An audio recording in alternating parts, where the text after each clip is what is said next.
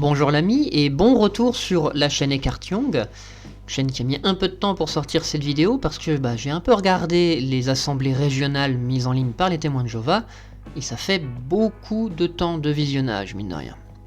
Sachant que SFR, en plus de ça, mon fournisseur d'internet, a aussi eu quelques petits problèmes techniques. Aujourd'hui, on va revenir à quelque chose que j'ai fait l'année dernière, qui est un commentaire, on va dire, d'un discours fait par un membre du collège central. Je rappelle que l'idée n'est pas d'avoir raison à tout prix, et surtout pas de casser du témoin de Jéhovah, mais simplement de fournir une lecture alternative, non, c'est pas le bon mot, disons de soulever les questions qui viennent naturellement des gens qui ne sont pas témoins de Jéhovah, lorsqu'ils regardent ce genre de discours. Je le fais à l'attention bien sûr des témoins de Jéhovah, ou de ceux qui s'intéressent à ce mouvement, et qui aimerait avoir aussi, pas seulement la vision fournie par les autorités de la Watchtower, mais également ouvrir un peu leur champ d'analyse. Mais on va voir ça plus en détail au fur et à mesure que David Splane va présenter son sujet. C'est pour ça, laissons-lui la parole.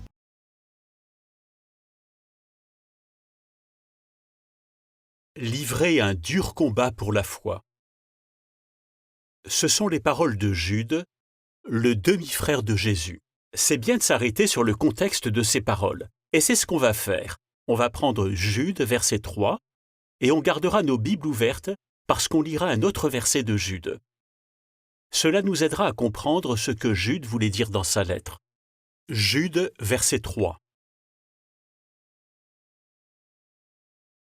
Il est dit « Bien-aimés ». Alors que j'étais bien décidé à vous écrire au sujet du salut qui nous est commun, j'ai estimé nécessaire de vous écrire plutôt pour vous encourager à livrer un dur combat pour la foi.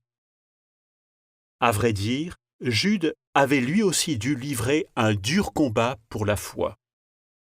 En effet, à peine 3 ans plus tôt, son propre frère, Jacques, était mort lapidé sous les ordres du grand prêtre Ananias. C'était une attaque directe contre les serviteurs de Dieu, et ça avait dû faire beaucoup de peine à Jude et aux autres chrétiens. Notons quelque chose d'intéressant. Jude ne met pas en garde ses frères contre le grand prêtre Ananias, ni contre la persécution. Mais ce qu'il a en tête, c'est un autre type d'attaque, et celle-ci est sournoise. Lisons le verset 4, et voyons pourquoi il écrit sa lettre. Au début de ce verset, il dit « Ce qui m'y a poussé ».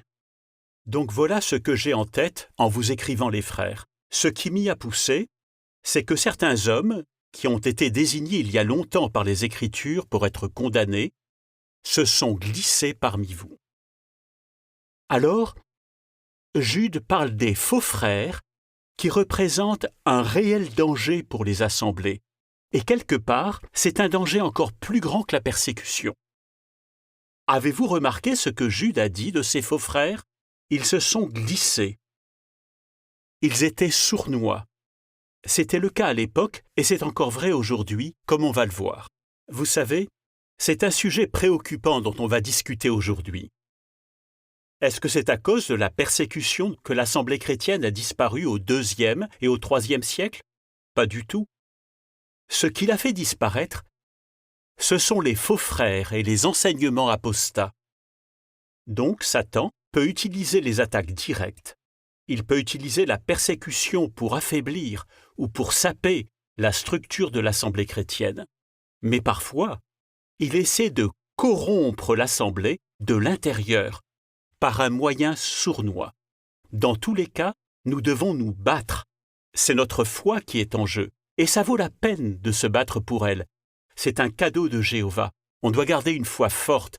C'est une facette du fruit de l'esprit. Alors, nous devons livrer un dur combat pour notre foi. Nous y voilà. J'ai donc laissé une grande partie de l'introduction de David Splane, tout simplement pour qu'on puisse être d'accord sur le contexte, pour reprendre ses propres termes, de son discours. Les 34 minutes que va consacrer David Splane à ce discours sont donc sa manière de lutter contre l'apostasie, et on va voir pas seulement l'apostasie, mais également les médias. C'est-à-dire c'est la manière qu'a l'organisation des témoins de Jéhovah de répondre à tout ce qui est en contradiction avec sa propre croyance. C'est donc sa défense contre ses opposants.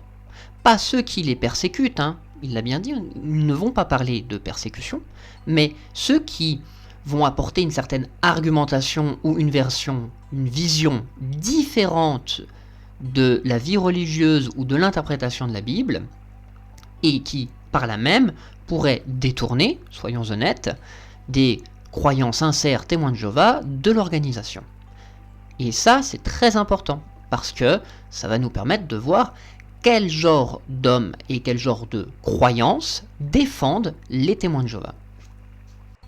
Et on peut remarquer tout de suite, dans la manière que va avoir David Splane de défendre sa foi, qu'il commence par une accusation. Avez-vous remarqué ce que Jude a dit de ses faux frères? Ils se sont glissés. Ils étaient sournois. C'était le cas à l'époque et c'est encore vrai aujourd'hui, comme on va le voir. Les apostats sont sournois. C'est beau quand même. Ces lâches n'osent pas se présenter tels qu'ils sont. N'est-ce pas là ce qui vient d'être dit? On peut se poser la question, pourquoi effectivement est-ce qu'ils ne se présentent pas tels qu'ils sont? Premièrement, il y a peut-être une généralisation là. Tous les apostats ne sont pas des gens qui vont se cacher. Enfin, je veux dire, si vous avez déjà été sur Internet, la plupart des sites qui vont offrir une autre lecture de ce que c'est que l'organisation ne se cachent pas d'être des apostats. La plupart d'entre eux sont tenus par d'anciens témoins de Jéhovah. Cette chaîne YouTube que je la tiens en tant qu'ancien témoin de Jéhovah, qui s'est retiré pour désaccord doctrinal en 2019. On ne se cache pas, nous. En quoi est-ce que c'est sournois alors? Et ensuite, oui, effectivement, peut-être que dans vos assemblées, il y a des gens qui correspondent à la définition de l'apostasie qui est donnée par tout simplement le manuel qu'ont les anciens. L'apostasie consiste à s'éloigner du vrai culte, à déserter, à passer à l'ennemi, à se rebeller, à abandonner. Elle englobe les éléments suivants. C'est-à-dire que l'apostasie consiste à être en désaccord avec les choix doctrinaux ou d'organisation faits par les autorités des témoins de Jéhovah. Oui, il y a des gens qui sont comme ça dans vos assemblées. Mais est-ce qu'ils ont vraiment le choix? Je vous rappelle que si vous exprimez votre désaccord avec ces choix-là, vous risquez une punition, de passer dans un comité de discipline judiciaire et d'être excommunié. C'est-à-dire, si vous exprimez publiquement votre désaccord, vous prenez le risque de perdre votre famille et vos amis. Vous êtes en train de vous mettre à mort socialement. Donc, dire que ce sont des lâches, c'est un petit peu une mauvaise présentation de la chose, parce que si les gens se cachent, c'est parce qu'ils ont, entre guillemets, une raison, et ensuite, ceux qui ne se cachent, ceux qui n'ont pas peur de la sanction, je suis désolé, mais ils se cachent pas. Quand vous allez sur Internet et que vous tombez chez un opposant et témoin de Jéhovah, c'est rare qu'il se présente lui-même comme étant un fervent membre de vos assemblées. Du coup, n'est-ce pas un petit peu trompeur de prétendre que les apostats sont sournois? Dans ce discours, on ne va pas parler de la persécution.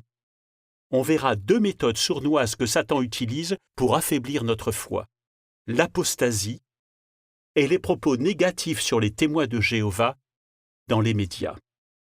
Tout d'abord, parlons de l'apostasie. On va la qualifier de poison spirituel. Parlons un peu du poison. Quelle est la meilleure façon de ne pas se faire empoisonner? On doit savoir reconnaître le poison et l'éviter. C'est le même principe avec les enseignements qui pourraient détruire notre foi. Mais ce n'est pas toujours facile. Alors c'est sûr, la plupart de nos frères et sœurs ne fréquenteraient pas délibérément des apostats, mais certains pourraient le faire sans s'en rendre compte. Parfois, on reçoit des lettres de frères et sœurs qui ont été troublés par ce qu'ils ont vu sur Internet. Une accusation, une rumeur à propos des témoins ou de notre organisation. Et le problème, c'est qu'ils ne se doutaient pas que les apostats étaient derrière.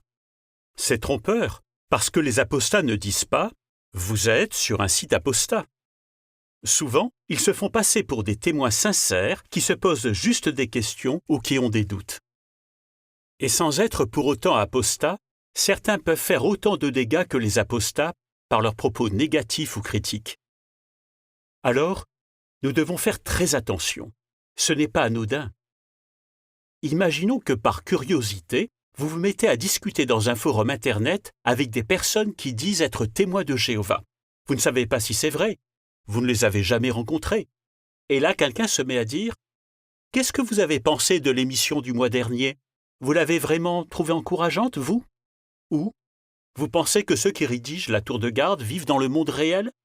Est-ce qu'ils se rendent compte à quel point c'est difficile à l'extérieur ?» Et d'autres ensuite répondent en faisant des commentaires négatifs. En fait, vous ne savez pas si ces personnes sont des apostats ou juste des frères et sœurs qui ont un problème spirituel. Mais dans le fond, quelle importance ? Après ça, comment vous vous sentez ? Quand vous quittez le forum, vous vous sentez bâti ? Vous avez envie d'en faire plus pour Jéhovah ? Êtes-vous plus convaincu que jamais que Jéhovah est une organisation que vous aimez et dont vous êtes heureux de faire partie ? Ou bien, cette discussion vous laisse-t-elle triste, mal à l'aise, troublé ? Et là, la première fois que j'ai écouté ça, je me suis dit non mais c'est pas possible. Parce qu'il n'y a rien en fait. Ce que fait David Splane, c'est un appel à l'émotion. Peu importe quelle critique quelqu'un pourrait porter sur les témoins de Jéhovah, peu importe si la critique est justifiée et elle est valide, on va même pas chercher à y répondre. Non, puisque l'important c'est, mais voyons, comment est-ce que ça vous fait vous sentir ? Est-ce que vous vous sentez mal après avoir entendu ça ? Est-ce que ça vous met mal à l'aise ? Alors, dans ce cas-là, faites la sourde d'oreille. J'irai même plus. Si cela vous gêne, alors c'est un poison spirituel. C'est quand même un peu fort. Et c'est d'autant plus intéressant que si ce genre de choses arrivait en prédication, eh bien la réponse serait différente. Je m'explique. Vous êtes un témoin de Jéhovah qui fait du porte-à-porte. Et vous arrivez devant une personne qui est très religieuse. Vous lui présentez votre manière de lire la Bible, et la personne en face est gênée, elle se sent mal, parce que vous avez critiqué sa religion. Est-ce que vous l'encouragerez à ne plus écouter ce que vous avez à dire ? Ou est-ce qu'au contraire, vous allez lui dire que d'accord, c'est normal de se sentir mal, mais il faut creuser au-delà pour faire une véritable étude des faits, et si votre religion elle a des erreurs et qu'elle est fausse, alors dans ce cas-là, il faut impérativement mettre ça au jour et la quitter. Et inversement, c'est pas parce qu'on ressent une émotion négative sur le moment que cela justifie le fait de ne pas écouter. Si c'est ce genre de discours que vous auriez face à une autre personne d'une autre religion qui se sentirait gênée par votre manière de parler de la sienne, pourquoi ne pas l'appliquer à vous-même ? Mais je suppose que c'est plus confortable de considérer celui qui va vous contredire comme étant, je cite, sournois, corrompu et poison. Alors, c'est peut-être moi qui suis inutilement critique, c'est peut-être le cas, mais non seulement pour le moment, M. Splane n'a pas apporté de véritables arguments, me semble-t-il, mais surtout, il ne donne pas une bonne image de ce que c'est que les témoins de Jéhovah. Parce que pour le moment, l'image qu'il donne, c'est celle d'une religion qui supporte très mal la critique. Et, bon, je le regarde de manière extérieure, mais je suis persuadé qu'il y a aussi des témoins de Jéhovah eux-mêmes qui, en regardant ce discours, se disent « Mais qu'est-ce que c'est que ça ? Qu'est-ce qui fait qu'ils supportent si mal le moindre remarque qui peut leur être faite ?» Qu'est-ce que vous avez pensé de l'émission du mois dernier ? Vous l'avez vraiment trouvée encourageante, vous ? Ou vous pensez que ceux qui rédigent la tour de garde vivent dans le monde réel ? Ce qui ne sont pas des grandes remarques, je veux dire. Là, les gens sont stigmatisés pour avoir fait des remarques qui ne sont pas à la hauteur de celles que moi je fais sur ma chaîne ou que d'autres personnes font à travers Internet. Là, c'est vraiment chipoté pour pas grand-chose. On n'a pas parlé de transfusion sanguine, d'affaires de pédophilie ou de violence ou de critiques sur l'excommunication. Non, on parle la tour de garde c'était un petit peu ennuyeux et le broadcasting c'était naze quoi. Et pourtant, même ce genre de critique, c'est du poison spirituel manifestement. Quelqu'un dira peut-être « Je dois rester sur ce forum pour aider ces personnes ». Non, ce n'est pas une bonne idée. Même s'ils ne sont pas apostats, parler avec eux n'apportera rien de bon. Rester sur ce forum pour aider quelqu'un, c'est comme tenir sa main pendant qu'il boit du poison et ensuite en prendre aussi par solidarité. C'est marrant, c'est à peu de choses près ce que certains ont pu me reprocher en commentaire sur ma propre chaîne. Le fait que, ça sert à rien d'essayer d'entamer une discussion avec les témoins de Jéhovah, parce que de toute manière, ils écoutent pas. Et que c'est juste me faire du mal. Et ça vient d'anciens témoins de Jéhovah eux-mêmes. Parce que quand on est un ancien témoin de Jéhovah, on sait très bien une chose, c'est que si on essaye d'être direct avec un témoin de Jéhovah sur ses croyances, il va juste se braquer. On peut pas arriver et lui dire « au fait, je pense que ta religion, elle est fausse », et puis lui balancer toutes les raisons pour lesquelles on pense ça. Il va pas y avoir d'écoute, au contraire, il va se mettre en mode défense, tout ancien témoin de Jéhovah le sait. Et c'est pour ça que beaucoup de gens qui quittent l'organisation, ils vont pas se lancer dans une lutte, dans un activisme anti-témoin de Jéhovah, ils en ont plus rien à faire. Ils savent très bien que, dans leur optique, leurs proches, ils sont perdus, point barre. Mais c'est pas le cas de tous ceux qui quittent les témoins de Jéhovah. Et c'est pour ça que vous avez des gens comme moi qui font des vidéos sur YouTube ou qui ont des sites internet, mais on est très clair dans la position. On sait très bien que ça va pas être immédiat et surtout que c'est pas toujours percutant ce qu'on raconte. Mais on le met à disposition en étant clair sur nos positions et en les laissant à disposition de ceux qui seront prêts, quand ils seront prêts, à écouter ça. Parce que le chemin est à tout le monde. C'est pas à moi de vous dire quoi croire, mais j'ai aussi une bonne nouvelle pour vous. C'est pas non plus à Davidsplain de vous dire quoi croire. Quelqu'un dira peut-être « Je dois rester sur ce forum pour aider ces personnes ». Non, ce n'est pas une bonne idée. Même s'ils ne sont pas apostats, parler avec eux n'apportera rien de bon. Rester sur ce forum pour aider quelqu'un, c'est comme tenir sa main pendant qu'il boit du poison et ensuite en prendre aussi par solidarité. Nous devons plutôt suivre le conseil donné en Romains chapitre 16, verset 17. On va analyser ce forum de discussion imaginaire à la lumière de Romains chapitre 16, verset 17. Rappelez-vous, sur ce forum, il y a toutes sortes de commentaires négatifs, et vous ne savez pas qui se cache derrière. Voici ce qui est dit en Romains 16, verset 17. Or, je vous encourage, frères, à avoir l'œil sur ceux qui créent des divisions et des situations qui font trébucher, chose contraire à l'enseignement que vous avez appris, et évitez-les. Analysons ce forum. Est-ce qu'il crée des divisions?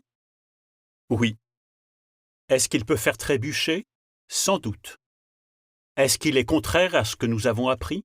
La question ne se pose même pas. Que ce soit voulu ou non, l'effet sera d'affaiblir notre foi. Alors qu'est-ce que Paul nous dit de faire à la fin du verset 17? Il dit « Évitez-les ». Ce que vient de dire Davidsplain, c'est très intéressant. Parce que, effectivement, il cite un texte biblique, et ce texte biblique est aussi utilisé par pas mal de gens qui sont taxés par les témoins de Jéhovah comme apostats pour accuser les gens comme Davidsplain. Est-ce que vous voyez où je veux en venir? La réponse, elle est très simple. On va juste reprendre une idée. Non, on va reprendre les deux. On va reprendre les deux idées du verset. On va commencer par la fin. À la fin du verset, Paul, il nous dit que ce qui crée les divisions, c'est parce que ces gens-là enseignent des choses contraires à l'enseignement que vous avez appris. Est-ce que les témoins de Jéhovah enseignent parfois des choses contraires à ce qu'ils ont appris? Chers frères, chers amis, si l'organisation est la vérité maintenant, qu'était-elle avant ces multiples changements de doctrine? Parce qu'elle change assez souvent, on appelle ça la lumière qui va croissante. Mais il y a des moments, la nouvelle lumière, c'est pas un complément d'information, c'est carrément un changement de perspective. Elle a changé pour devenir la vérité aujourd'hui. Mais si elle change pour devenir la vérité aujourd'hui, c'est qu'elle ne l'était pas hier. Ou alors, si elle l'était hier, c'est que quelqu'un vous amène loin de la vérité. Vous savez, la vérité, c'est fondé sur du solide. Ça ne fluctue pas. C'est un fait en soi, pour la majorité d'entre nous en tout cas. Sauf étrangement pour David Splane et les autres membres du Collège central. Par exemple, jusqu'en 1954, les témoins de Jéhovah rendaient un culte à Jésus et à Jéhovah. Ils rendaient un culte à deux dieux. Puis une nouvelle lumière a changé cela. Ok ? Mais si un frère avait été attiré avant cette date, est-ce qu'il avait été attiré par la vérité ? Dieu l'aurait-il donc attiré vers un faux culte ? Dieu aurait-il promis un faux culte pendant 75 ans ? Les témoins de Jéhovah avaient-ils la vérité à cette époque en adorant Jésus ? Ou n'était-ce pas de la fausse religion selon leurs propres critères actuels ? Tout comme les témoins de Jéhovah célébraient jusqu'en 1926 la fête de Noël. Mais, entre nous, le collège n'enseigne-t-il pas que Jésus a purifié le temple spirituel en 1919 ? N'est-ce pas ce qu'il prétend dans une question des lecteurs de la tour de garde de mars 2016, où il a même fait une jolie petite fresque pour expliquer. Libéré, mais encore teinté de paganisme. Dieu aurait purifié, mais pas complètement à l'époque. Est-ce que c'était vraiment pur ? Et même encore aujourd'hui, il lui arrive de raconter des choses étranges. Par exemple, ne vous dit-il pas dans une tour de garde de 2017, la tour de garde numéro 6 à la page 14, que les copistes de la Bible ont fait des erreurs, mais aucune n'a altéré la Bible. Aucune doctrine fondamentale de la foi chrétienne ne repose sur un passage controversé. Sous-entendu, enseignement de base des témoins de Jéhovah, faites confiance à la Bible. Mais il dit aussi, dans d'autres articles, quand ça l'arrange, comme par exemple la tour de garde du 1er juillet 2010, page 6 à 7, lorsqu'ils ont recopié les écritures grecques chrétiennes, les chrétiens apostats ont manifestement ôté du texte le nom personnel de Jéhovah et l'ont remplacé par Kurios. Parce qu'on ne trouve pas Jéhovah dans le Nouveau Testament. Donc, on vous dit d'un côté, ayez confiance en la Bible, et on vous enseigne de l'autre, n'ayez pas confiance dans le Nouveau Testament, dans la manière dont est utilisé le nom Jéhovah dedans, parce que les apostats l'ont manipulé. Comment continuer d'avoir confiance quand on a deux enseignements contradictoires comme ça ? Alors je sais, je pourrais faire toute une liste de ces différents changements qui ont eu lieu à travers l'histoire des témoins de Jéhovah, et je suis sûr que tu en as connu beaucoup. Ne serait-ce que dernièrement. Depuis que tu es témoin de Jéhovah, combien de fois l'explication de la parabole des brebis et des chèvres a-t-elle changé ? Ou l'explication sur la génération ? Ou la manière d'identifier l'esclave fidèle et avisé ?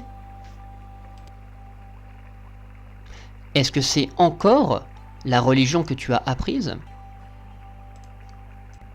Et la deuxième idée que Paul développe, c'est celle qui est juste avant, c'est le fait que ces hommes créent des divisions et des situations qui font trébucher. L'enseignement, par exemple, sur l'excommunication. Ne crée-t-il pas des divisions entre les amis et les membres d'une même famille ? Ce genre d'enseignement n'est-il pas une occasion de trébucher ? À qui s'applique le verset ? Est-ce aux apostats ou est-ce aux dirigeants de la Watchtower ? Nous autres apostats, nous sommes à l'extérieur. Tu te souviens, Jude, verset 4 ? Jude y met en garde contre ceux qui sont à l'intérieur et qui donnent des enseignements à l'intérieur des premières assemblées chrétiennes. Qui est à l'intérieur en ce moment en train de donner des enseignements changeants, cause de division et occasion de trébucher ? Faut se poser cette question avant d'accuser les autres. Peut-être que quelqu'un dira « Bon, je vois où il veut en venir avec ses mises en garde contre les apostats, mais ça ne s'applique pas à moi. Moi, je suis fort et je peux gérer ça. » Ce serait comme un haltérophile qui pense qu'il peut boire une ampoule de poison et que ça ne va pas lui faire du mal parce qu'il est costaud. Personne n'est assez fort, assez spirituel ou assez intelligent pour empêcher les apostats d'empoisonner sa spiritualité. Là, je suis obligé de rigoler parce que... C'est vraiment une pensée en noir et blanc en fait que nous propose David Splane. On parle pas de poison, on parle d'idées. Mais tu as raison sur un point. Les idées, effectivement, c'est contagieux. C'est le principe des idées. Elles passent d'un esprit à l'autre. Et le fait que quelqu'un comme David Splane, mais toute la littérature des témoins de Jéhovah est construite de cette manière, demande à ne pas se confronter à d'autres idées, est avant tout un aveu de faiblesse. Pourquoi vous laisseriez-vous contaminer par quelqu'un qui dénigre les témoins de Jéhovah, n'est-ce pas? Vous avez peur de la contamination par une idée extérieure. Mais dites-moi, chers amis, chers frères, chères sœurs, si c'est la vérité, de quoi avez-vous peur? Si c'est la vérité, elle devrait passer l'épreuve de toutes les vérifications, l'épreuve de tous les débats. Vérité en hébreu, c'est emet. Si vous ne me croyez pas, vérifiez dans votre propre livre, Études perspicaces. Ça désigne ce qui est ferme, digne de confiance, stable, fidèle, vrai, établi comme étant réel. Ce qui est ferme ne peut pas être ébranlé par quelques lunatiques ou quelques débiles derrière leurs écrans. Par contre, ce qui ne l'est pas, et que l'on sait ne pas l'être, alors oui, ça peut s'écrouler très facilement. Et si on le sait, il vaut mieux implanter l'idée subséquente que tester, c'est mal. Le Collège central saurait-il que la confrontation tournerait à son désavantage? On va voir ça avec l'exemple que va nous donner David Splane. Mais parfois, on pourrait se sentir obligé de lire des articles écrits par des apostats. Imaginez ce scénario. Le mari d'une de vos étudiantes lui envoie un lien vers un site internet apostat. Il lui dit « Tu ferais bien de regarder ça pour voir dans quoi tu vas rentrer. » Votre étudiante est troublée et elle veut que vous y jetiez un œil. Mais ça, ce n'est pas possible. Paul a dit « Évitez-les ». Ça veut dire qu'on ne peut pas lire des écrits d'apostats ou aller voir sur des médias sociaux ce qu'ils disent de nous. Alors que dire à votre étudiante? Par exemple, vous pourriez lui dire « Je comprends bien que ça vous bouleverse, que ça vous perturbe. Et c'est vrai que vous avez besoin de savoir où vous mettez les pieds. Alors j'ai une idée. On n'a rien à cacher.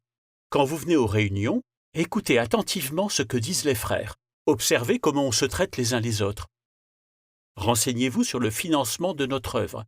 Apprenez à connaître les anciens, leurs femmes. Faites la connaissance du responsable de circonscription et de sa femme. Visitez notre siège national. Je viendrai avec vous, je vous aiderai. C'est important que vous connaissiez bien notre organisation. Et si vous faites ça, je suis sûr que vous vous rendrez compte que ce que les gens disent à propos de nous est faux. Peut-être que vous penserez à une meilleure réponse, mais vous avez compris l'idée. Oh oui, bien sûr que j'ai compris l'idée, et surtout, effectivement, j'ai une meilleure réponse. La réponse, elle est simple, monsieur Splane. Regardons ce que sont ces arguments. Encore une fois, si vous avez la vérité n'a pas peur d'être confrontée à des arguments, puisqu'elle est vraie. Un témoin de Jéhovah ne devrait pas avoir peur des arguments et de ce qui est écrit sur sa religion, puisque il est censé savoir que sa religion est la seule et vraie religion choisie par Dieu sur terre. Est-ce que j'ai pas très bien compris ce que cela sous-entend? Je dirais même plus, si un de vos étudiants vous fait ça, et que vous êtes vraiment dans la vérité, vous devriez être content. Vous avez l'occasion de démontrer une bonne fois pour toutes à cette personne que je sais avec certitude que ma religion est vraie et que je peux le prouver. Tout simplement. Et avouons-le, ce serait une réponse beaucoup plus satisfaisante et beaucoup plus efficace que celle que nous propose David Splane. Parce que David Splane, ce qu'il propose aux témoins de Jéhovah, c'est de jouer à l'autruche. Pouf, on s'enterre la tête dans le sable, on se bouche les oreilles, et on espère que... Je suis sûr que vous vous rendrez compte que ce que les gens disent à propos de nous est faux. Monsieur Splain, si vous n'écoutez pas ce que les gens ont à dire sur les témoins de Jéhovah, comment pouvez-vous être aussi sûr que la personne à qui vous avez affaire va arriver à cette conclusion que vous dites? D'ailleurs, c'est assez à l'image finalement de votre discours. Jusqu'à présent, vous nous mettez en garde, enfin vous mettez les témoins de Jéhovah en garde contre les dangers de l'apostasie. À aucun moment vous ne nous avez donné un exemple d'apostasie. Et à aucun moment nous avez dit en quoi l'apostasie était fausse. Pour le moment, vous avez brassé de l'air, du vent.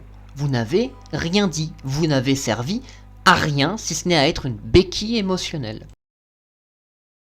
Quelques gouttes de poison dans une boisson suffisent à faire des dégâts. Et souvent, les apostats mélangent quelques vérités avec des mensonges. Vous vous souvenez d'Éliphaz, un des faux consolateurs? Il a dit des choses vraies. Prenons Job, chapitre 5, verset 13. Il attrape les sages à leur propre ruse, de sorte que les plans des astucieux sont contrecarrés. Il attrape les sages à leur propre ruse. Ça vous dit quelque chose? Oui, l'apôtre Paul a dit exactement la même chose en 1 Corinthiens 3, verset 19. En fait, si vous regardez le verset de Job, on a un renvoi vers 1 Corinthiens 3, verset 19. Paul cite peut-être même Éliphaz. Donc ça, c'était vrai. Mais qu'est-ce que Jéhovah pensait de tout ce qu'Éliphaz a dit? Prenons Job 42, verset 7, et voyons ce que Jéhovah pensait. Après que Jéhovah eut fini de parler à Job, Jéhovah dit à Éliphaz le Thémanite, « Ma colère brûle contre tes deux compagnons et toi, parce que, contrairement à mon serviteur Job, vous n'avez pas dit la vérité à mon sujet. Quelques graines de vérité étaient mélangées à des mensonges, et au moins une partie de ce qu'Éliphaz a dit était inspirée par des démons. Comment le sait-on? Il l'a dit lui-même. Prenons Job 4, versets 15 à 17. Éliphaz dit, « Un esprit est passé sur mon visage, mes poils se sont hérissés, puis il s'est immobilisé. Mais je n'ai pas reconnu son aspect. » Arrêtons-nous une seconde.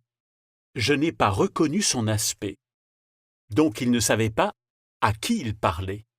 Exactement comme sur un forum de discussion où on ne sait pas à qui on parle. Poursuivons. Il ajoute, « Une forme était devant mes yeux. Il y a eu un silence, puis j'ai entendu une voix qui disait, « Un mortel peut-il être plus juste que Dieu? Un homme peut-il être plus pur que celui qui l'a fait? » Ça vous surprend qu'un démon s'invite dans le débat entre Job et les faux consolateurs? Ça ne devrait pas. Ce n'était pas un petit débat. L'enjeu était grand. Satan avait provoqué Jéhovah devant tous les anges en disant qu'aucun homme ne resterait intègre dans l'épreuve. Ce démon utilisait Éliphaz pour démoraliser Job et affaiblir sa foi. Job devait se battre pour défendre sa foi et c'est bien ce qu'il a fait. Ce que vient de dire David Splain est très important, parce qu'il nous a dit que les manipulateurs utilisent généralement des graines de vérité entourées par de gros mensonges. On peut appliquer ça à lui-même. Pourquoi? Et t'es en droit de demander pourquoi je dis ça. Parce qu'il utilise l'histoire de Job afin de nous expliquer pourquoi il est important et qu'il est obligatoire de ne pas écouter du tout ce que peuvent dire des opposants des témoins de Jéhovah. Et si l'histoire de Job est vraie, il utilise les vrais textes, c'est la graine de vérité, la manière dont il l'utilise est particulièrement retors. Je dirais même, elle est manipulatrice. Voici pourquoi. Et souvent, les apostats mélangent quelques vérités avec des mensonges. Vous vous souvenez d'Éliphaz, un des faux consolateurs? Il a dit des choses vraies. Les apostats mélangent quelques gouttes de vérité avec leurs mensonges. Autrement dit, il écarte d'un revers de la main tout ce qui est juste et ce qui est vrai dans les déclarations que pourraient faire des gens qui sont critiques vis-à-vis de l'organisation. Et ça c'est un peu facile quand même. Quand on dit ce genre de choses, il faut donner des exemples. Comment voulez-vous que l'on soit capable de juger par nous-mêmes ce qui est vrai de ce qui est faux si on ne sait pas ce qui est dit ? Encore une fois, c'est facile de défendre votre position. Donnez un exemple, et si effectivement les apostats manipulent la vérité, vous devriez avoir, Monsieur Splain, une multitude d'exemples à nous livrer.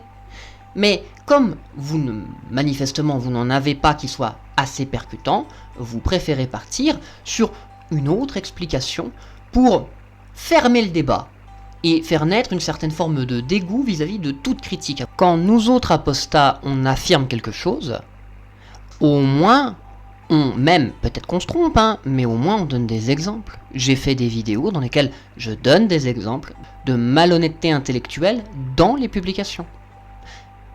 Ce serait quand même si bien si un membre du collège central prenait la peine d'abandonner un peu sa lâcheté et de donner des exemples concrets de ce qui est mal fait à l'extérieur. Ce qu'il est en train de nous dire, c'est que peu importe ce que vont dire ceux qui ont des critiques vis-à-vis de l'organisation. Comme Eliphaz, il va leur arriver de dire des vérités. Ça veut dire que certaines critiques que vous allez entendre ou lire sur les témoins de Jéhovah sont vraies. Mais c'est pas parce que c'est vrai, parce qu'il y a des choses vraies qu'il faut écouter. Parce que derrière, et là il fait appel à quelque chose qui est censé vous dégoûter, il fait appel à l'influence des démons. Ni plus ni moins. Si quelque chose est négatif, c'est forcément que les démons sont derrière. Pas la peine de vérifier ce qu'il y a de vrai et ce qu'il y a de pas vrai. Il ne fait même pas confiance à votre capacité à trier l'information. Il vous considère comme des enfants. Parce que l'accusation est grave quand même. On ne peut pas lancer ça comme ça sans apporter un minimum d'explication. Eliphaz et les opposants actuels ne sont pas forcément les mêmes personnes.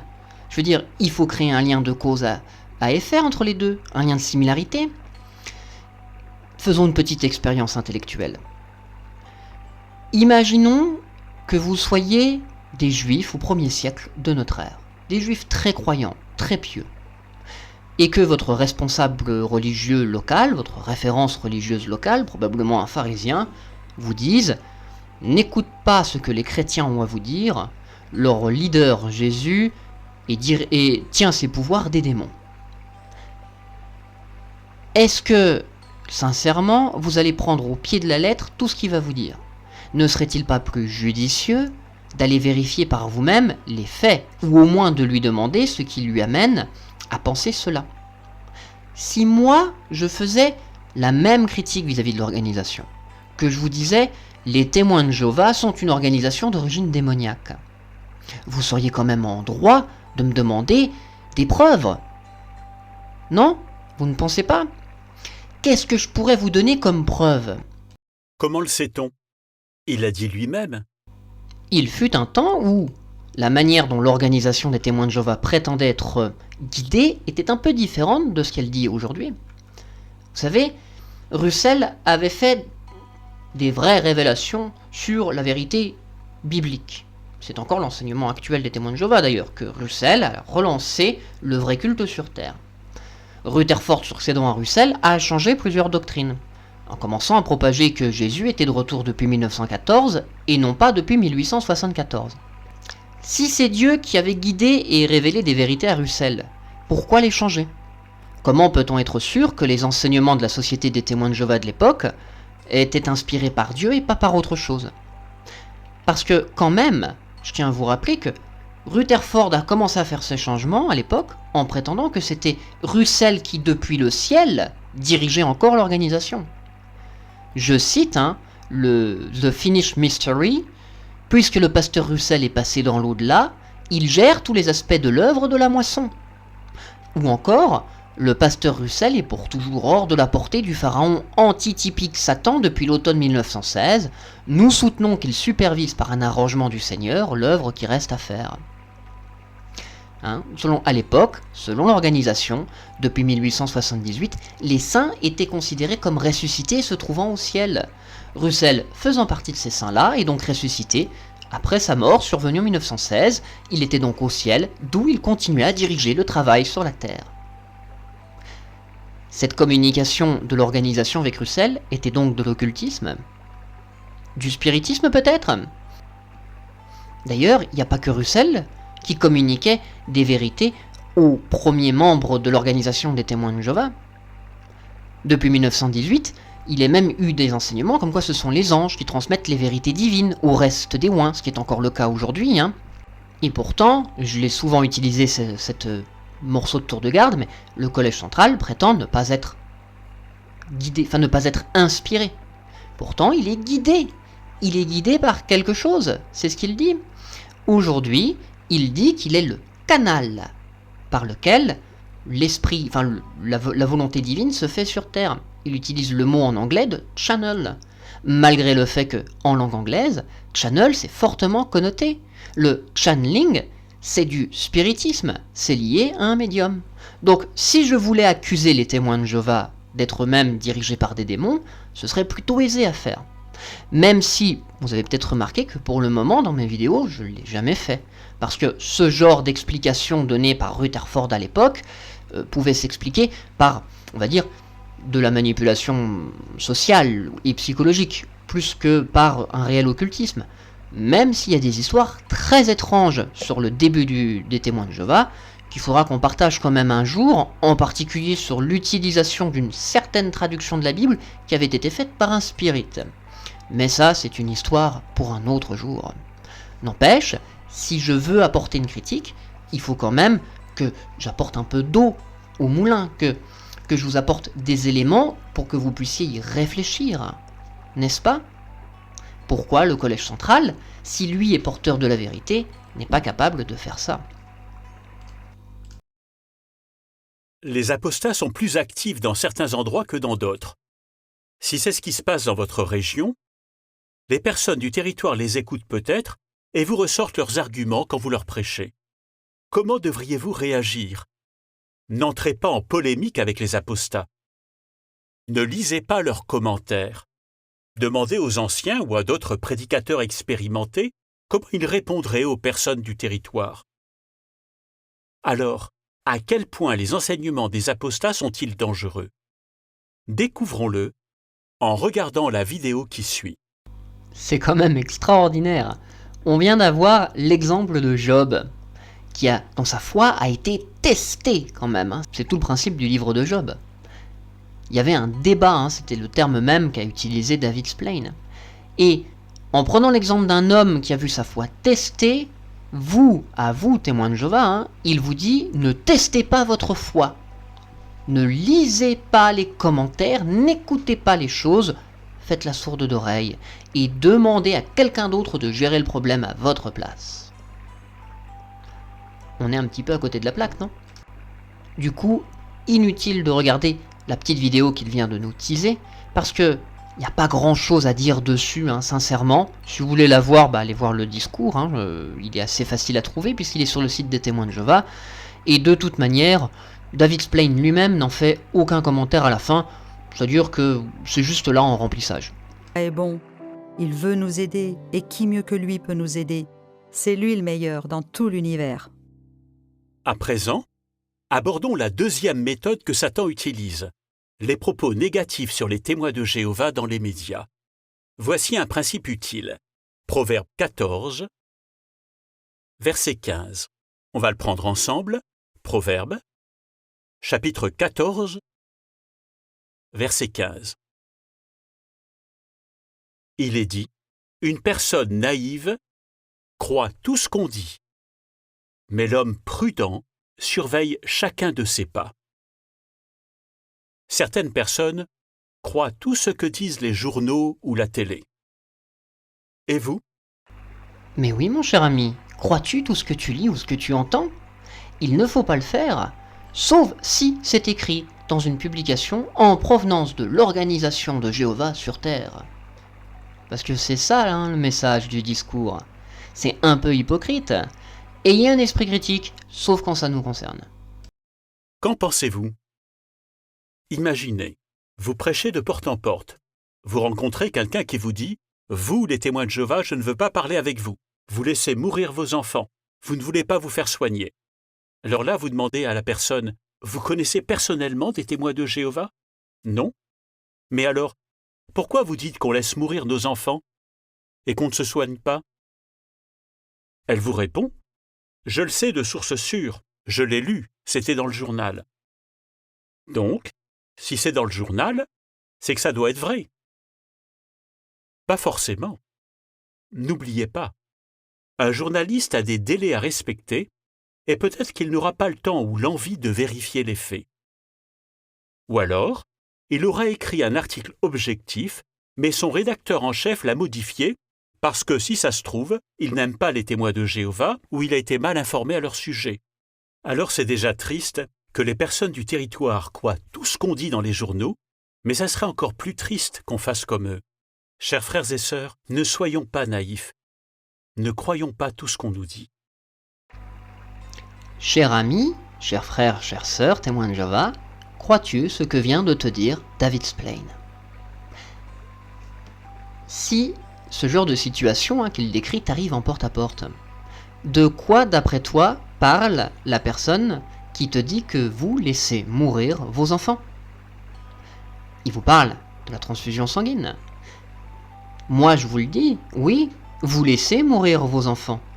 Et c'est pas des journaux que je tiens l'information, c'est de JW Broadcasting, celui d'août 2019. C'est ce qui s'est passé dans le cas de Gérode Scepter.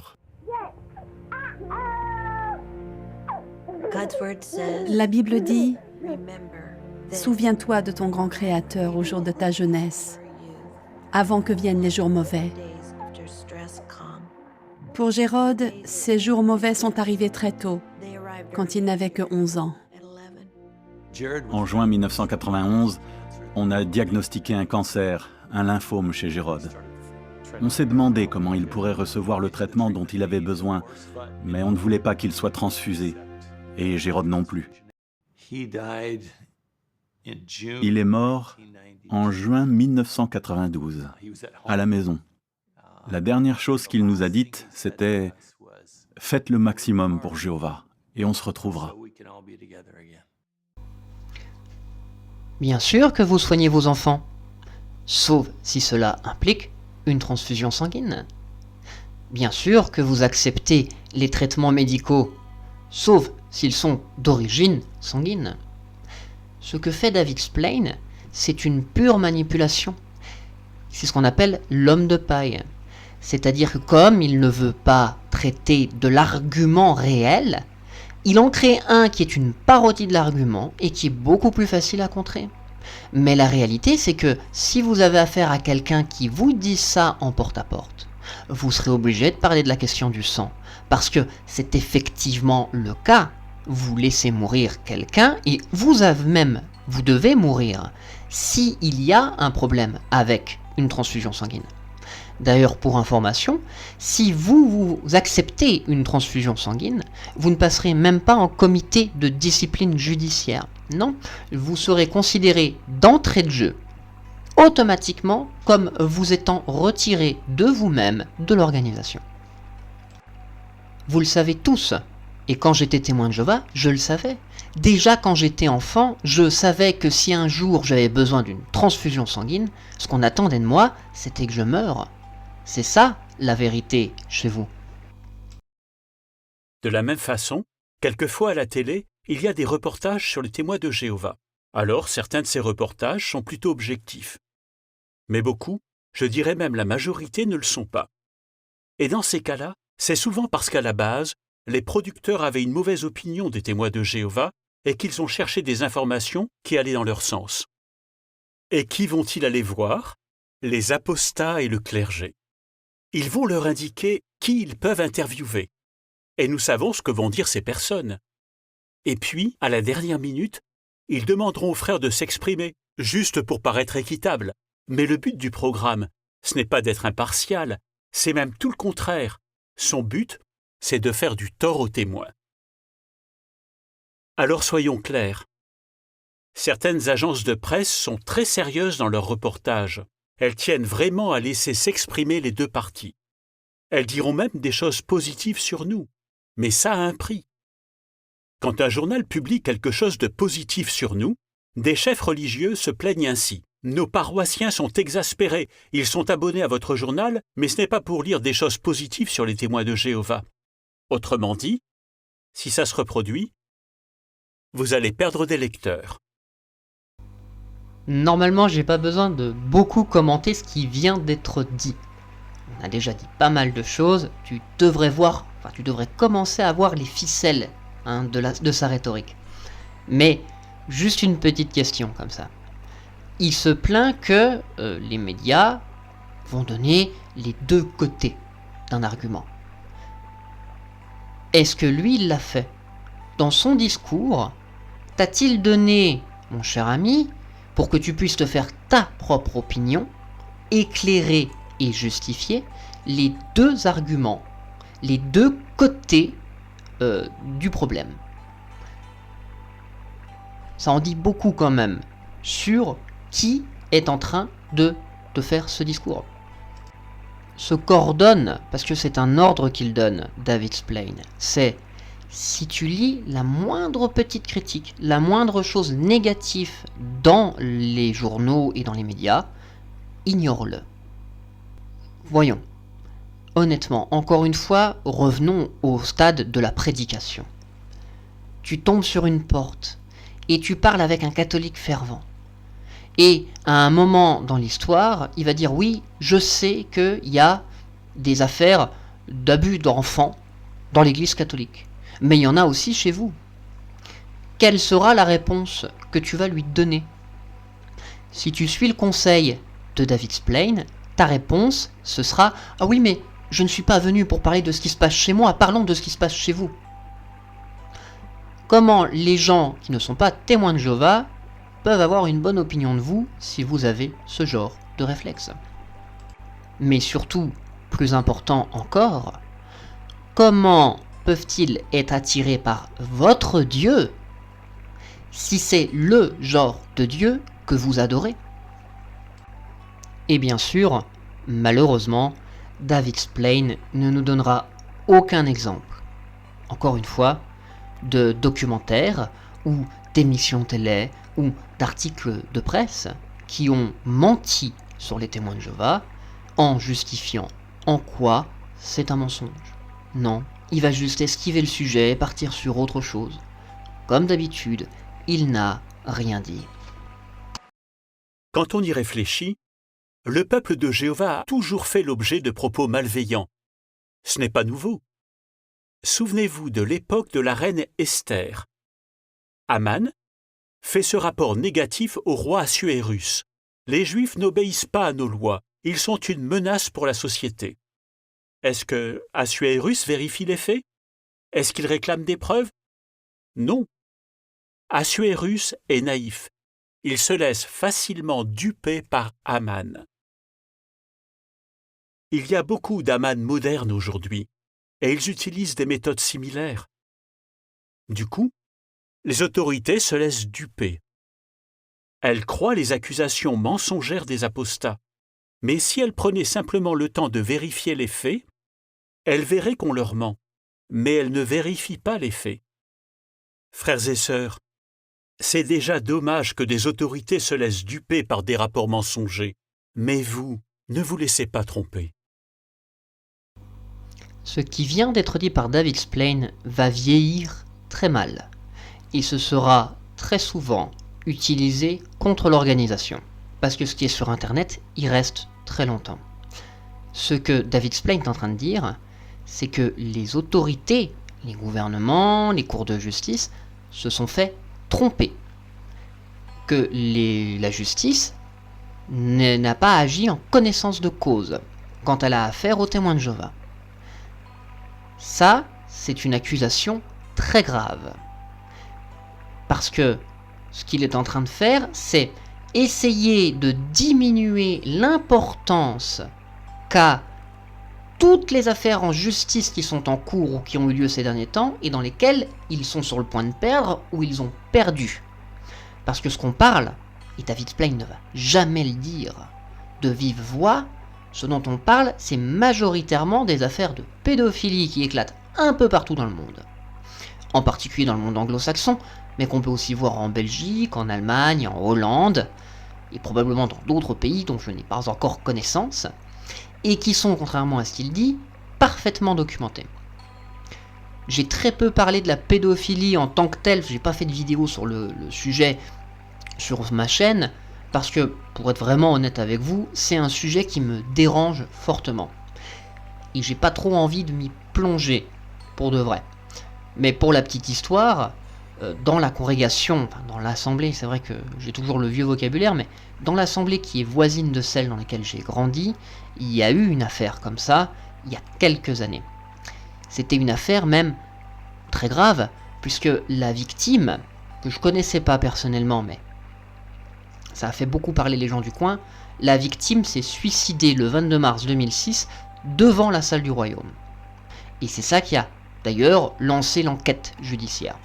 Et ils ont été dénoncés pour non-dénonciation de crime. Et l'organisation des témoins de Jéhovah a été de nombreuses fois dans le monde condamnée pour sa mauvaise gestion des affaires. Et ce n'est pas parce que les autorités ont été dupées. Les enquêtes ont été sérieuses. À moins bien sûr de considérer que toutes les victimes mentent. Serez-vous capable de justifier ça?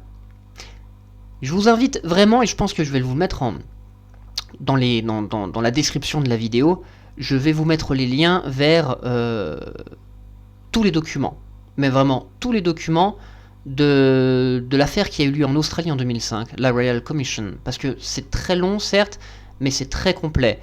Et je vais vous mettre aussi les sessions, parce qu'elles sont toutes disponibles sur YouTube. C'est public, hein. Et je vous inviterai en particulier à regarder la manière dont un membre du Collège central présente sa défense. Vous verrez, c'est pas glorieux. Il ment même. Il ment sur vos croyances. Si vous voulez même, je vous le mettrai en commentaire, mais on en fera un commentaire. Ça peut être intéressant de dire voilà, ça c'est faux. Ça aussi, c'est faux. Vous verrez quel genre d'homme vous dirige. Et alors là, vous serez à même de juger par vous-même, après avoir vu les deux côtés, qui est le plus grand menteur dans cette histoire. Vous avez déjà entendu parler de l'expression procès médiatique? Voilà comment ça marche. Quelqu'un est accusé d'un crime et l'affaire est très médiatisée. Et vu comment les choses sont présentées dans la presse, tout le monde pense que cette personne est coupable.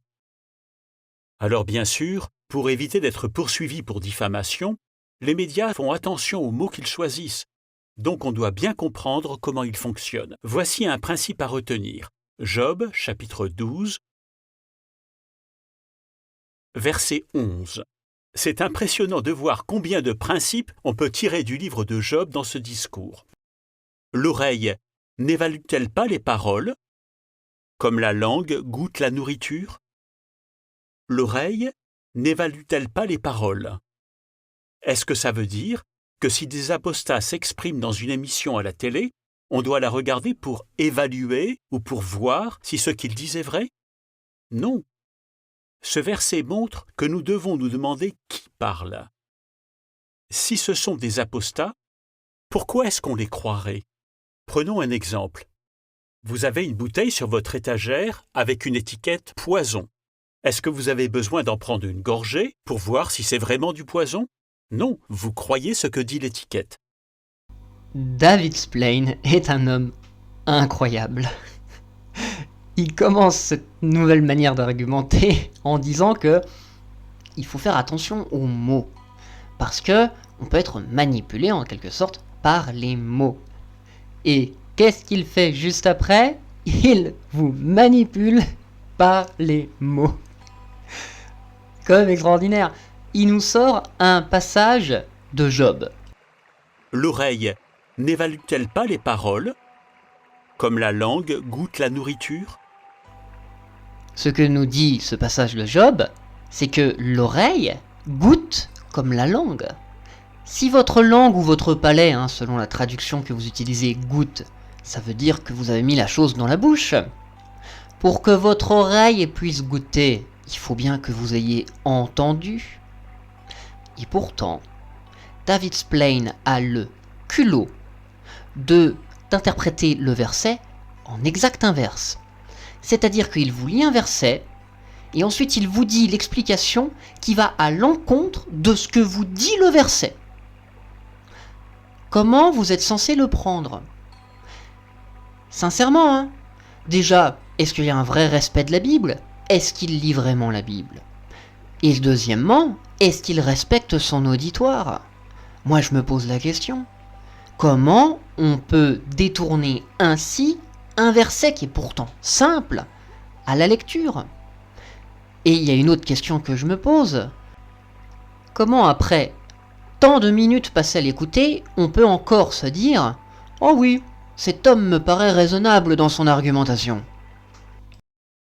Pour poursuivre notre raisonnement, voyons un autre moyen d'évaluer les paroles, c'est-à-dire de faire attention à ce que les mots veulent dire. Vous vous souvenez, on a parlé des médias qui font attention à ce qu'ils disent pour éviter un procès. Imaginez que vous appreniez qu'une personne a été accusée d'un crime ou qu'elle fait l'objet d'une enquête. Donc ici, on a deux mots, accusé et enquête. Ça ne veut pas dire que cette personne est coupable. Ou imaginez que quelqu'un est jugé coupable et envoyé en prison. Un peu comme ce qui s'est passé pour nos jeunes frères en Corée. Ils ont été condamnés et emprisonnés. Pour quel crime? Ils refusaient de tuer quelqu'un. Est-ce qu'ils avaient fait quelque chose de mal? Et même quand quelqu'un est jugé coupable par les hommes, comme Jésus l'a été, ça ne veut pas dire qu'il est coupable aux yeux de Dieu. Chers frères et sœurs, il faut vraiment qu'on soit prudent. Si on apprend qu'une personne ou une organisation a été accusée, mais que l'affaire a été réglée à l'amiable, est-ce que ça veut dire qu'elles étaient coupables? Pas forcément. Ici et dans d'autres pays, certains procès ont lieu devant un jury, mais qui en fait partie? De simples citoyens sans formation juridique. En plus, ils n'ont pas forcément connaissance de tous les faits, parce que c'est le juge et les avocats qui décident quels éléments ils révéleront au jury. Donc il est fort possible qu'on ne sache jamais ce qui s'est vraiment passé. Soyons réalistes, souvent, aucune des parties ne souhaite que la vérité éclate au cours du procès. Parfois, des avocats cachent délibérément des informations qui seraient préjudiciables à leurs clients. En plus, les jurés ont des préjugés, comme tout le monde, et certains n'arrivent pas à les ignorer au cours du procès. Mais on pourrait dire, je ne suis pas pour les accords à l'amiable, moi je crois en la justice et en la vérité. Ça soulève une question. Est-il mal de régler une affaire à l'amiable avant d'en arriver au procès? Qu'en dit la Bible? Laissons Jésus répondre à cette question. Prenons Matthieu chapitre 5, versets 25 et 26. C'est intéressant de voir que parmi tout ce que Jésus a enseigné, il a aussi parlé de cette situation. Matthieu chapitre 5, versets 25 et 26. Si tu as un litige avec quelqu'un, mets-toi vite d'accord avec lui pendant que vous allez au tribunal, de peur qu'il ne porte l'affaire devant le juge, que le juge ne te livre aux gardes et que tu ne sois jeté en prison. Vraiment, je te le dis, non, tu ne sortiras pas de là tant que tu n'auras pas remboursé ta dette jusqu'à la dernière petite pièce. C'est intéressant, ça. Réfléchissons à la loi mosaïque. Est-ce que la loi mosaïque permettait de jeter en prison quelqu'un qui ne remboursait pas une dette? Non, s'il ne pouvait pas payer, lui ou un membre de sa famille devait travailler pour rembourser. Donc, quand Jésus parle de prison et de juge, en fait, il parle de ce qu'un juge non-juif ferait. On ne pouvait pas s'attendre à ce qu'il rende justice. Qu'est-ce qui pouvait l'amener à juger contre notre frère? Eh bien, il avait peut-être reçu un pot de vin de l'autre partie. Ou peut-être qu'il avait des préjugés contre notre frère qui était juif. Jésus n'encourage pas cet homme à régler les choses à l'amiable seulement s'il est coupable. Frères et sœurs, ne soyez pas naïfs. Ne croyez pas tout ce que vous lisez. Ce n'est pas parce que c'est un article de presse que c'est forcément vrai. Ça reste l'opinion de celui qui l'a écrit, et il peut se tromper. Cher ami, ne sois pas naïf. C'est vrai. As-tu bien écouté ce qui vient d'être dit? Je sais, on en est déjà à 1 heure de vidéo et c'est très long. Heureusement, je vais l'avoir chapitré, donc tu pourras la regarder en plusieurs fois. Mais ce qui vient d'être dit est une des choses qui m'a le plus surpris de la part d'un membre du Collège central, mais pas dans le bon sens. On arrive dans le court passage qui m'a donné envie de traiter ce discours en vidéo. Et maintenant que je suis devant, je ne sais pas vraiment par quel côté le prendre. On arrive au point d'orgue du discours. Tout ce qui a été dit avant ne servait qu'à amener l'auditoire à accepter ce qui va être dit maintenant. Pourquoi est-ce qu'on parlait des apostats et qu'on disait qu'il ne fallait pas écouter ce qu'ils disaient? Pourquoi est-ce que David Splane ensuite parlait d'autorités qui ont été trompées et manipulées? Pourquoi a-t-il tapé sur les médias? Tout simplement à cause de ce qui vient d'être dit, ou plus simplement pour faire accepter ce qu'il vient de dire. Ces derniers temps, ces dernières années, les témoins de Jéhovah ont été attaqués en justice très souvent. Et ils ont perdu dans la majorité des cas. Il y a eu énormément de cas sur la pédophilie, bien sûr. Et ils ont perdu des millions de dollars et des millions d'autres monnaies, que ce soit aux États-Unis, que ce soit en Allemagne. Ça sera probablement le cas bientôt en Angleterre, puisqu'ils sont en train de passer devant une commission là-bas aussi. Bref, ça déjà, ça commence à faire parler. Les témoins de Jéhovah sont pointés du doigt par les médias pour non-dénonciation d'actes criminels. Mais ils ont aussi perdu par rapport à d'autres affaires. En Belgique, en 2021, les témoins de Jéhovah ont été condamnés pour leur pratique de l'excommunication. La Suisse, en 2020, en septembre, a donné raison aux critiques des témoins de Jéhovah pour la même chose. Aux Pays-Bas, les témoins de Jéhovah, au mois de janvier 2020, avaient été pointés du doigt par les médias pour avoir tenté d'étouffer un rapport officiel qui critiquait leur organisation. Et on pourrait aller encore plus loin. C'est pour ça que il ne faut pas se taire quand on entend ce que vient de dire David Splane. Parce que ce que vient de faire David Splane est probablement une des justifications les plus horribles que j'ai pu entendre de la bouche d'un membre du Collège central. Mais je ne suis pas David Splane. Vous n'avez pas à me croire sur parole. Alors ce que je vais faire, c'est déjà vous inviter à, effectivement, goûter mes paroles et aller les vérifier. Et pour vous aider à vérifier, je vous mettrai des articles de presse, documentés donc, dans la description de la vidéo. Vous pourrez aller constater par vous-même et vous faire votre propre opinion. Parce que je sais pas vraiment quoi vous dire de plus. On arrive quand même à un moment où un membre du Collège central, c'est-à-dire un représentant de l'organisation des témoins de Jéhovah, est en train de nullifier le principe même de justice et de criminalité. Quand il vous dit Ou imaginez que quelqu'un est jugé coupable et envoyé en prison. Un peu comme ce qui s'est passé pour nos jeunes frères en Corée. Ils ont été condamnés et emprisonnés. Pour quel crime? Ils refusaient de tuer quelqu'un. il n'y a pas de comparaison possible entre les actes d'un objecteur de conscience et celui d'une non-dénonciation d'un crime. J'espère quand même que vous en avez conscience de ça. Et je reste uniquement sur la non-dénonciation par l'organisation de certains crimes. Parce que si je vous parle directement de la condamnation de ceux qui ont fait le crime, là, j'espère quand même que vous serez d'accord avec moi. Ou alors, on a un sens de la justice qui n'est pas le même. Mais je pensais sincèrement que les témoins de Jéhovah avaient un sens de la justice qui s'était aiguisé sur les valeurs de la Bible. Ce que David Splane est en train de faire, c'est qu'il est en train d'insinuer que l'on ne peut pas faire confiance à la justice ou à un organe, à un État, à partir du moment qu'on traite des témoins de Jéhovah.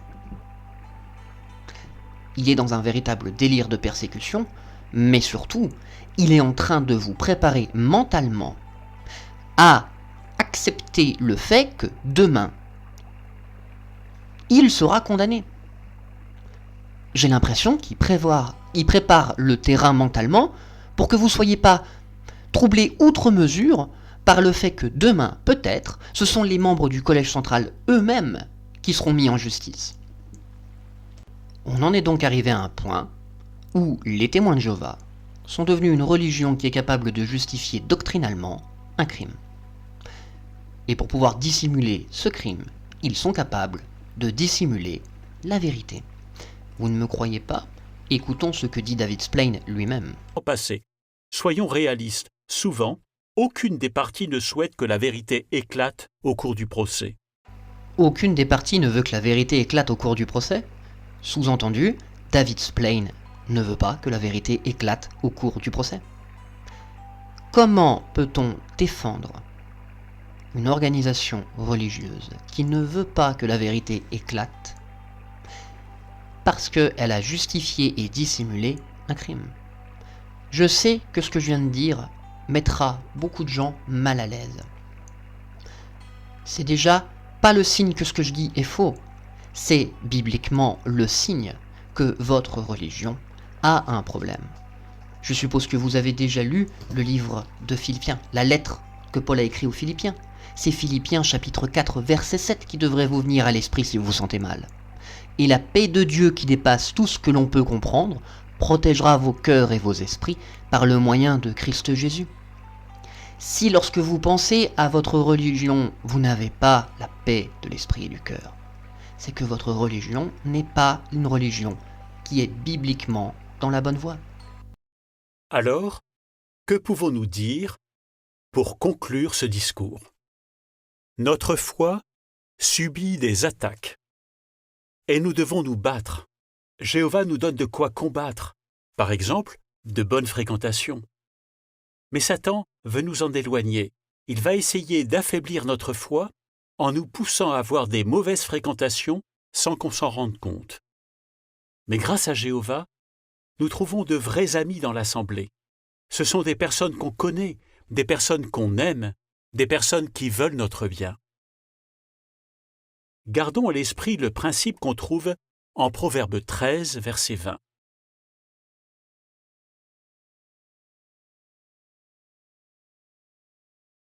Celui qui marche avec les sages deviendra sage, mais celui qui fréquente les stupides aura des problèmes.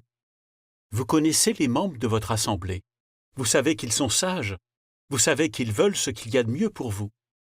Mais si vous allez sur un forum, vous ne saurez pas si vous marchez avec des personnes sages, du moins pas au début. Alors soyez prudents. Si la conversation devient négative, partez. C'est Satan qui est derrière les enseignements tordus des apostats. Il est le père du mensonge. Et ceux qui mentent font exactement comme Satan leur père. Les apostats n'ont rien à nous offrir, frères et sœurs. Tout ce qu'ils ont à nous offrir, c'est de la haine, de la critique et des propos négatifs. Mais au contraire, avec ceux qui aiment Jéhovah, on s'affermit les uns les autres. Donc, Jéhovah nous donne des amitiés saines qui nous font du bien. Et aussi, il nous donne sa parole de vérité. Une connaissance exacte de la vérité est la meilleure arme contre l'apostasie. Lisez la Bible chaque jour et méditez-la. Prêtez attention aux mots et à ce qu'ils veulent dire. Soyez comme les Béréens dont parle Actes, chapitre 17, versets 10 et 11. Donc, lisons Actes, chapitre 17, versets 10 et 11. Les frères s'empressèrent d'envoyer de nuit Paul et Silas à Bérée. À leur arrivée, ceux-ci entrèrent dans la synagogue des Juifs. Les Juifs de Bérée avaient des sentiments plus nobles que ceux de Thessalonique, car ils accueillirent la parole avec le plus grand empressement, examinant soigneusement les Écritures chaque jour. Examinant soigneusement les Écritures chaque jour, pour vérifier que ce qu'on leur disait était exact. Ici, Paul compare les Béréens aux Thessaloniciens. Qu'est-ce qu'on sait des Thessaloniciens? Ils n'avaient pas YouTube à l'époque, mais à un moment donné, ils ont entendu une rumeur qui disait que le jour de Jéhovah était arrivé. Qui était à l'origine de cette rumeur? Un apostat? Peut-être. Ou alors quelqu'un qui avait simplement entendu cette rumeur et l'avait répétée sans la vérifier. Ça vous est déjà arrivé de faire suivre une information sans vérifier les faits? Admettons-le, je pense que ça nous est déjà tous arrivé au moins une fois. Mais comment les Thessaloniciens ont-ils réagi? Ça les a perturbés, ils se sont laissés ébranler dans leur bon sens. Ne laissons pas ce genre de choses nous arriver. Quand on entend une rumeur, vérifions les faits. Ne la répétons pas, n'y croyons pas, vérifions les faits. Colossiens 2, 6 et 7. C'est le dernier verset que nous prendrons dans ce discours. Ici, Paul explique comment ne pas nous laisser rapidement ébranler dans notre bon sens. Lisons ce dernier verset. Colossiens chapitre 2, versets 6 et 7. Aussi, tout comme vous avez accepté Christ Jésus le Seigneur, continuez à marcher en union avec lui. Si vous faites ça, c'est sûr vous marcherez avec quelqu'un de sage, enraciné et bâti en lui. Et notez ce que Paul ajoute, est devenu stable dans la foi, ainsi que vous avez été enseigné. Si on est stable dans la foi, on ne se laissera pas facilement ébranler par les accusations mensongères des apostats et des médias. C'est souvent en temps de guerre qu'on répand des rumeurs mensongères. Frères et sœurs, nous sommes en guerre. Nous devons livrer un dur combat pour la foi, comme si notre vie en dépendait. C'est indispensable. Et au risque de vous surprendre, je ne peux qu'applaudir à cette conclusion. Parce que oui, soyez des Béréens. Vérifiez toutes choses. Et quand je dis vérifier, c'est ne croyez pas sur parole ni ce que l'apostat va vous dire, ni ce que David Splane va vous dire. Aujourd'hui, nous avons vu comment il peut déformer des textes bibliques. On l'a vu avec les textes de Job, par exemple, avec les textes des lettres de Paul. Je ne peux pas parler au nom des autres qui tiennent des sites internet ou qui font des vidéos sur YouTube, mais je peux vous le dire en mon nom. Je ne suis pas en guerre contre les témoins de Jéhovah. Ce n'est pas par haine ou par rancœur que je fais ça. La plupart des gens que j'aime sont encore dans l'organisation. Et j'ai la sincère impression qu'ils sont manipulés et qu'ils vont vers quelque chose de terrible. C'est pour les prévenir que nous faisons ça. Oui, nous avons des choses à vous offrir et la première des choses est la liberté de penser, la liberté d'être, de prendre vos responsabilités et de ne plus l'abdiquer au premier venu. Creusez et faites attention aux mots. Qui s'est comporté en sage et qui s'est comporté en stupide dans cette vidéo? C'est pas à moi de vous dire qui est le sage et qui est le stupide, c'est à vous de vous faire votre propre opinion éclairée. Mais n'oubliez pas, les dernières paroles qu'a eues David Splane, des paroles très sages, qui sont celles-ci et qui me serviront de conclusion. C'est Satan qui est derrière les enseignements tordus des apostats. Il est le père du mensonge. Et ceux qui mentent font exactement comme Satan leur père.